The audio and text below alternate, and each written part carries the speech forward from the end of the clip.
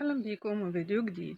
بعد انفصالها عن زوجها المخرج هادي الباجوري منذ عامين وبعد زواج دام أكثر من 7 سنين، ياسمين رئيس تحتفل بزفافها من رجل الأعمال أحمد عبد العزيز، والذي انفصل هو أيضا عن زوجته ابنة الفنانة رغدة ليعلن زواجه من ياسمين رئيس.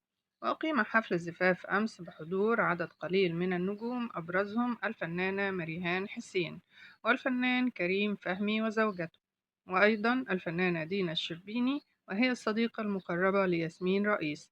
وكانت دينا قد نشرت فيديو لها تستعرض فيه اللوك الخاص بها لحضور حفل الزفاف. لو وصلتوا لحد هنا ما تنسوش لايك للفيديو والاشتراك في القناة، واشوفكم في فيديو جديد.